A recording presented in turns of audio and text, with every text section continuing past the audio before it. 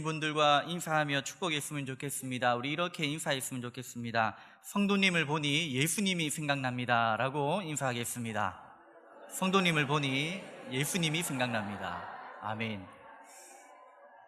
이번 한 주간 이러한 믿음으로 살아가는 저와 여러분들이 되기를 원합니다. 찬양 예배를 통해서 끝까지 경건을 지키라 라는 제목으로 말씀을 전하고자 합니다. 엘 롤로프라는 이 목사님이 계십니다. 이 목사님께서 아주 오랜 친구와 재회를 하게 되었습니다. 목사님의 친구는 집에 100여 마리의 비둘기를 키우고 있었는데 몇몇 비둘기들은 훈련을 아주 잘 받아서 아주 먼 곳으로 편지를 실어 나르는 그러한 일도 가능할 정도였습니다. 친구는 목사님에게 비둘기들을 한 마리씩 보여주면서 비둘기들의 특성과 그리고 훈련 방법에 대해서도 일러 주었습니다. 그리고는 이렇게 말합니다. 이 비둘기는 내가 가장 아끼는 녀석이라네. 나를 위해서 어떠한 희생도 마다하지 않지. 최근에는 세인트루이스로부터 여기 오하이오까지 오는 훈련을 시켰는데 놀랍게도 중간에 단 한 번도 쉬지 않고 이곳까지 날아왔다네 라고 이야기해 주었습니다. 그러자 목사님이 너무나 궁금했습니다. 어떻게 그 긴 거리를 오는 동안 비둘기가 한 번도 쉬지 않고 이곳까지 날아왔다는 그것을 나에게 증명해 보일 수가 있나 라고 궁금해하며 다시 한번 묻게 됩니다. 그러자 친구가 마지막으로 대답합니다. 그건 아주 간단하다네. 새의 다리와 배를 보면 돼.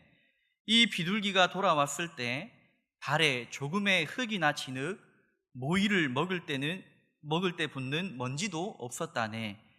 어디 잠시 앉기만 해도 먼지가 붙는데 작은 먼지조차 없을 정도였기 때문에 이 녀석의 충직함을 알 수가 있다네 라고 마지막으로 이야기해 주었다고 합니다. 바로 이 이야기는 오늘 예수 그리스도를 믿고 살아가는 우리의 이 거룩함에 대해서 이야기해 주고 있습니다. 우리는 예수 그리스도의 십자가와 부활로 말미암아 우리는 구원을 받게 되었습니다. 죄인에서 거룩한 주의 백성으로 변화가 된 것입니다. 모든 불의와 더러운 것으로부터 자유케 되었고 우리는 예수님을 믿으며 천국 시민이 되었습니다. 그러므로 이 믿음 때문에 우리는 깨끗해졌고 그리고 이 믿음 때문에 우리는 의롭다함을 받게 된 것입니다.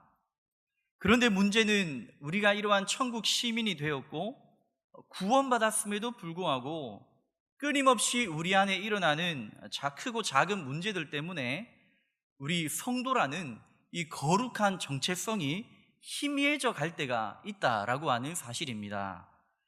그리고 우리가 죄를 지을 때마다 생각하기를 내가 믿는 이 믿음이 진짜인가 가짜인가 수없이 우리에게 질문해 보곤 합니다. 나는 분명히 예수님을 믿고 있는데 주일마다 빠지지 않고 교회에도 너무나 착실히 나오고 있는데 왜 나의 삶은 진흙과 같고 그러한 고통 속에서 헤매고 있는가 고민하고 있는 성도들이 분명히 있다라고 하는 사실입니다. 하나님을 위해 그토록 수고하고 봉사하며 하나님 때문에 내 시간도 드리고 물질도 다 사용하고 있는데도 불구하고 나는 어쩔 때는 이렇게 신앙적으로 무기력한 삶을 살아가고 있는가 스스로 질문해 볼 때도 있다라고 하는 것입니다.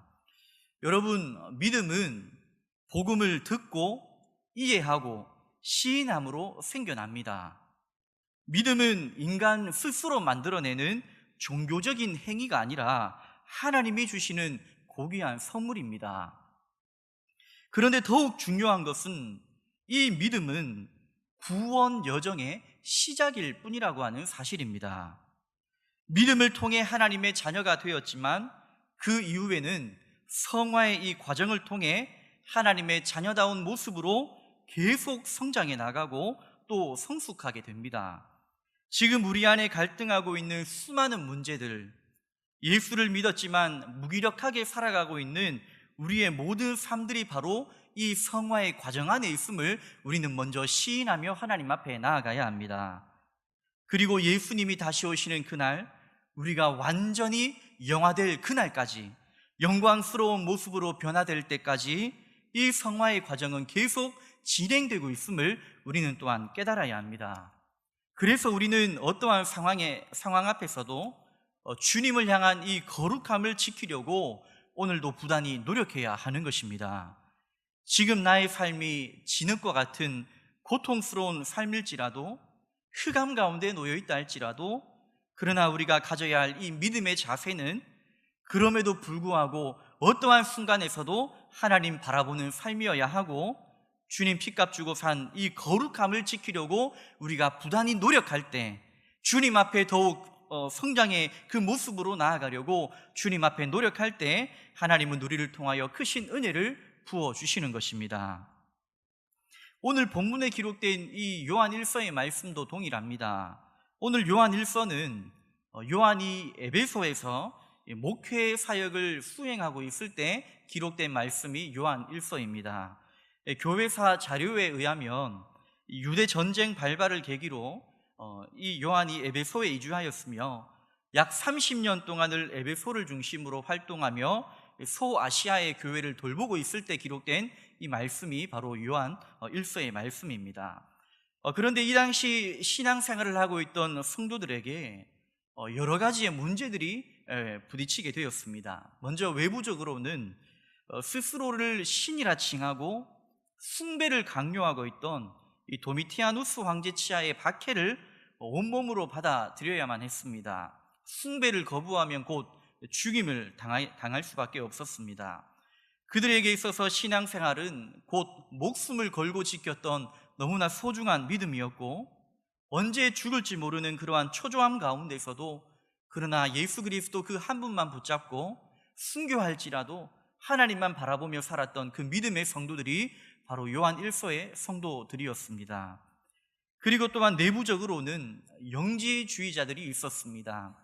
영지주의자들인 이 거짓 교사들의 활동을 막는 것이 또한 사도 요한이 행했던 그러한 일들이었습니다. 즉 영과 육을 분리하여서 세상과 육은 저급하고 무가치하며 오직 신비로운 영적인 것만 참된 것이다 라고 그렇게 거짓 증언을 했던 이 영지주의자들을 통하여서 요한은 하나님이 어떠한 분이신지, 하나님이 우리를 사랑하시되 지금 이 순간 우리를 어떻게 사랑하시는지, 우리의 영적인 부분만 사랑하는 것이 아니라 우리 있는 모습 그대로를 사랑하시는데 하나님은 우리를 어떻게 사랑하시는지 이 요한은 분명하게 답변해야만 했습니다. 그래서 오늘 요한은 이러한 문제들 앞에 있는 그러한 상황 속에서 성도들을 향하여 고백하기를 오늘 28절에 어떻게 고백합니까? 자녀들아 이제 그의 안에 거하라 라고 그렇게 고백하고 있다라는 것입니다. 사도 요한은 성도들을 너무나 사랑했습니다. 특히 요한은 지금 죽음 앞에 놓여있는 그들의 영적인 삶을, 또한 육적인 삶을 걱정했습니다. 1세기 성도들은 그야말로 영적인 삶을 유지하기 힘든 환경과 상황에 처해 있었습니다. 언제라도 믿음을 버리고 이전의 삶으로 돌아갈 수가 있었습니다. 그래서 요한은 다시 한번 모든 성도들에게 오늘 예수 그리스도 안에 거할 것을 처음부터 끝까지 권면하고 있는 것입니다. 그렇다면 예수님 안에 거하는 것이 무엇입니까? 바로 예수님과 지속적인 관계를 가지라는 말씀입니다. 예수님과 함께 살면서 그 친밀함을 유지할 때 우리는 모든 고난과 유혹으로부터 벗어날 수가 있는 것입니다. 예수님의 통치와 다스림을 받으며 비록 우리의 몸은 제한적으로 이 땅에 살아가지만, 그리고 여러 가지의 핍박을 받으며 살아가고 있지만, 그러나 믿음의 성도들은 우리의 몸이 이 땅에 있어서 영원한 이 삶을 사는 것이 아니라 바로 예수님이 왕으로 계시는 하나님의 백성 줄인 줄 믿고 우리는 그 어떠한 두려움 속에서도 하나님의 그 크신 사랑을 붙잡을 것을 오늘 사도 요한은 계속 우리에게 말씀하고 있는 것입니다. 그러므로 모든 핍박과 환난 가운데서도 우리가 능히 승리할 수 있는 그 힘이 어디서 나오는 것입니까? 바로 지금 현재적인 하나님의 사랑, 현재적인 하나님의 친밀한 관계로부터 우리에게 승리할 수 있는 그 힘이 주어지게 되는 것입니다. 그리스도인은 하나님의 자녀로 다시 태어나서 지속적으로 하나님과 친밀한 관계를 맺고 살아갑니다. 한번 세례받았다 해서 그것이 끝이 아닙니다. 우리가 한번 예수 그리스도를 믿었다 해서 그것이 끝이 아니라 지금 내 가운데 예수 그리스도의 그 십자가 사랑이 어떻게 흐르고 있는가, 주님의 보혈이, 주님의 그 큰 사랑이 지금 나에게 어떻게 흐르고 있는가에 따라서 우리는 지금 승리하느냐 마느냐 거기에 달려 있다라고 하는 것입니다. 그러므로 지속적으로 하나님의 사랑을 받으며 지속적으로 그리스도 예수 안에 거할 때, 즉 끝까지 우리가 경건을 지키며 살아갈 때 하나님의 기쁨이 영원한 나의 기쁨이 될 수가 있는 것입니다. 그러므로 그리스도인은 이제 이후로 두 가지의 언약의 말씀을 지키며 살아가야 합니다. 첫째는 이제 우리가 하나님의 자녀답게 우리는 예수님처럼 또한 의를 행하는 사람이 되어야 한다라는 사실입니다. 오늘 29절에 보면 이렇게 기록합니다. 29절에 너희가 그가 의로우신 줄을 알면 의를 행하는 자마다 그에게서 난 줄을 알리라. 아멘. 의를 행하는 자마다 그에게서 난 줄을 알리라 라고 그렇게 고백하고 있습니다. 죄가 무엇입니까? 죄는 하나님과 분리되고 단절된 상태에서 행하는 모든 우리의 삶을 이야기합니다. 우리가 죄를 지었기 때문에 그것이 죄가 아니라 이미 우리는 하나님과 분리된 상태이기 때문에 모든 사람이 곧 죄인이 되어버리고 말았던 것입니다. 반면에 의인은 하나님과 새로운 관계를 맺고 새로운 성품으로 새로운 삶을 살아가는 모든 삶을 이야기합니다. 따라서 그리스도인은 죄인에서 의인으로 옮긴 자들입니다. 그리스도인은 하나님이 낳으신 사람들입니다. 그리스도인은 거듭 태어난 자들이라고 하는 것입니다. 한 번 거듭 태어난 자들이 아니라 오늘도 내일도 매일같이 우리는 하나님 안에서 새로운 피조물이 되어야 하고, 날마다 하나님의 이 경건을 지키며 살아갈 때 우리는 새로운 능력을 부여잡고 살아갈 수 있게 되는 것입니다.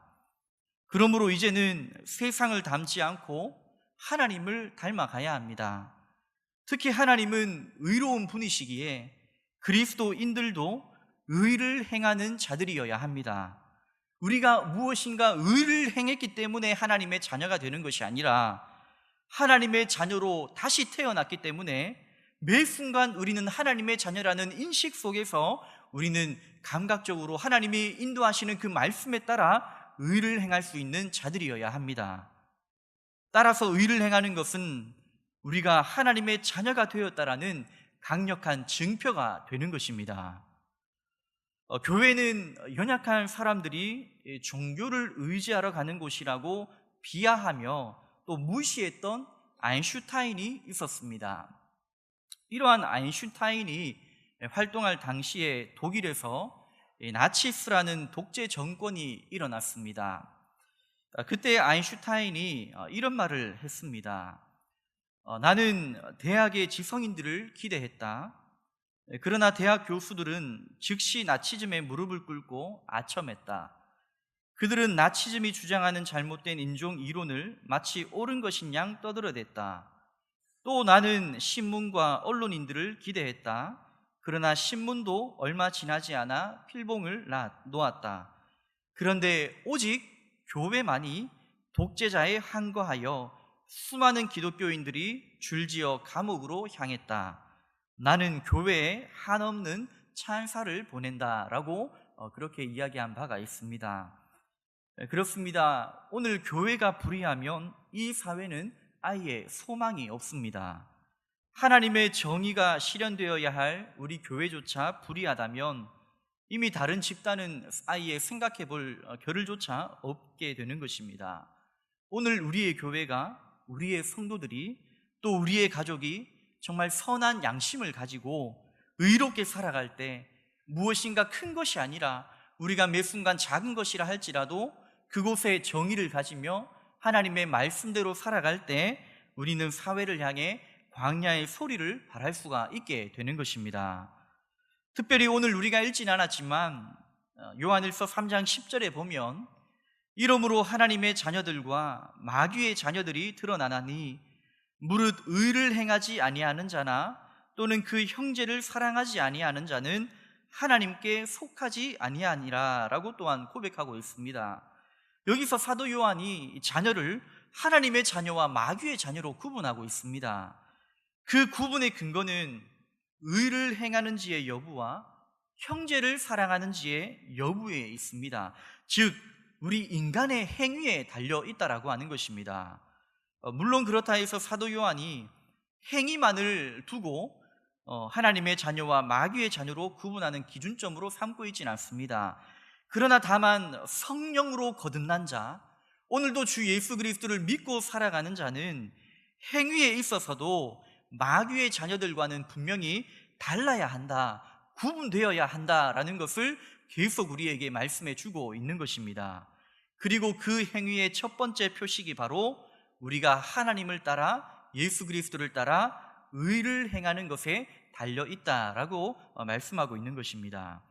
그러므로 사랑하는 성도 여러분, 오늘 우리 모두가 이 어두워져 가는 이 시대 가운데 정말 무엇이 진리인지 모르는 너무나 답답한 이 시대 가운데 오늘 우리 교회가 또한 우리 모든 성도들이 한 줄기의 빛이 되기를 소망합니다.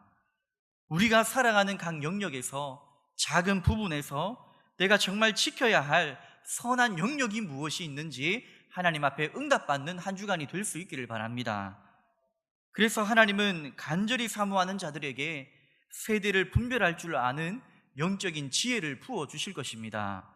무엇이 선인지 무엇이 악인지 내가 행하는 모든 삶 가운데 어떻게 선택해야 하는지 기도하는 자들에게, 말씀을 찾는 자들에게 하나님은 분명히 말씀해 주실 것입니다. 그러므로 바라기는 이번 한 주간의 삶 가운데 우리의 삶이 진흙과 같은 그러한 암담한 현실 가운데 있을지라도 하나님의 약속을 꼭 붙잡고 살아가시기를 바라며, 또한 이러한 빛과 소금의 역할을 잘 감당해 나가시는 복된 저와 여러분들이 꼭 될 수 있기를 주님의 이름으로 축복합니다. 마지막 둘째로 우리는 또한 자신을 정결하게 하는 성도들이 또한 되어야 합니다. 3장 3절입니다. 3장 3절에 주를 향하여 이 소망을 가진 자마다 그의 깨끗하심과 같이 자기를 깨끗하게 하느니라. 아멘. 자기를 깨끗하게 한다는 것은 영적인 차원은 물론 우리가 삶을 살아가면서 도덕적이고 또한 윤리적인 이 모든 죄로부터 자유로워진다는 것을 또한 의미하고 있습니다. 하나님께서 우리에게 하나님의 자녀라는 새로운 신분을 주셨습니다. 우리는 그러한 신분에 걸맞는 윤리적, 도덕적 옷을 입어야 한다라는 사실입니다. 이 무더운 여름에 잠바를 입고 다니는 사람은 단 한 사람도 없습니다. 마찬가지로 우리가 하나님의 자녀가 되었다면, 우리가 하나님의 사랑을 받고 살아간다면, 하나님이 나의 유일한 구원자이시며 하나님만이 나의 참된 소망이 되시는 줄 믿고 살아가는 자들은 이제 하나님의 자녀의 옷을 입고 살아가야 한다라는 말씀입니다. 어떤 사람들은 어차피 재림 때 영화될 텐데, 우리가 예수 믿었으니까 다 천국 갈 텐데 왜 그리 고생스럽게 이 성화의 과정을 살아가느냐고, 왜 이렇게 어렵게 신앙생활 하느냐고 그렇게 조롱하는 사람들도 있습니다. 하지만 이것은 영적인 방종일 뿐입니다. 우리는 예수님을 닮아가기 때문에, 예수님을 사랑하기 때문에 우리는 더 거룩해지고 더 깨끗해져야 하는 것입니다. 참된 그리스도인이라는 그 사실을 우리는 삶으로부터 증명해야 하는 것입니다. 따라서 깨끗해지는 삶은 그리스도인의 증명서와도 같은 삶이라고 하는 사실입니다.